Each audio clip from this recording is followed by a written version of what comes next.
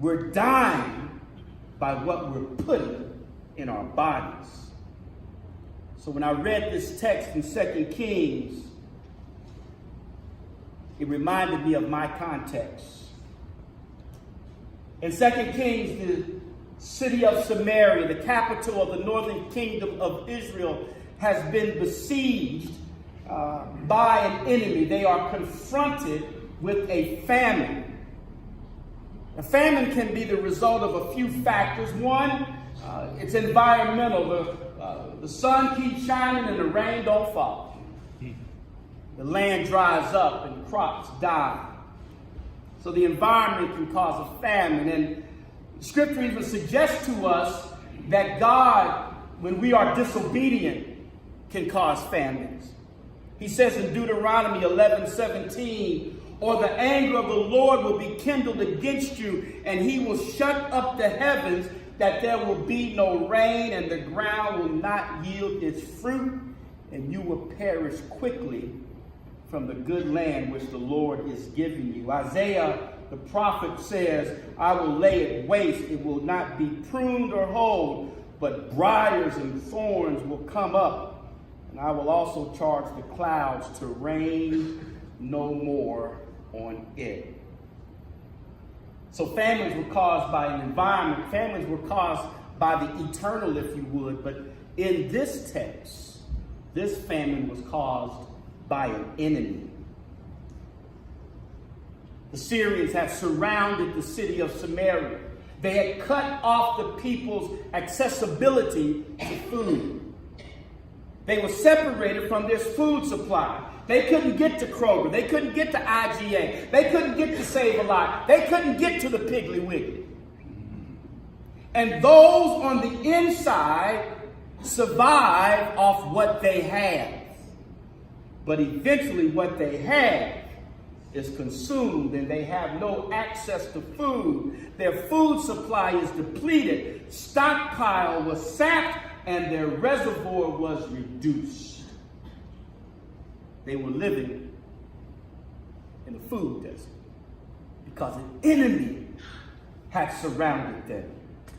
And what happens when you live in a food desert? What happens when you're in a famine area? First of all, the text tells us that you see prices are overpriced products. Overpriced products. Did you hear what the text said? Stuff that was worth very little became expensive. They were paying 5 shekels for dove poo-poo.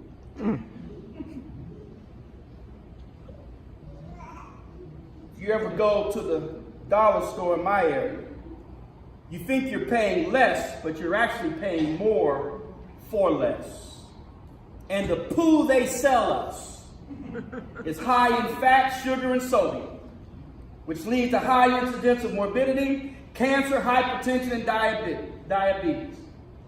There is an unverified statistic in my community that 67% of my community do their grocery shopping at the dollar store,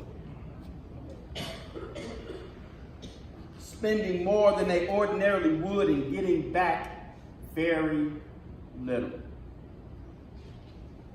You see, in a food desert, prices and products get overpriced. But also in food deserts, in the famine areas, the text says that there's unthinkable violence. Desperate people do desperate things, and the children suffer. And most often, and very poignantly, it leads to death. The text says 2 moms decided that they would just boil their sons and eat them. And is it not true that in our communities, in these communities where food deserts are, that violence grows? And violence doesn't begin when a young man pulls a trigger on another. Violence begins and perpetrates, particularly in the black children, when they're born in a world that consistently devalues their self-worth through the media, the educational system, and even law enforcement. Violence begins when a child is born into a household where he or she is not nurtured, valued, or given the affection that they need.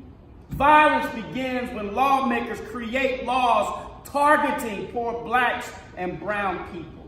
Violence begins when you put a massive amount of people in areas where there's food deserts, lack of resources, few job opportunities, drug infestation, and underfunded schools.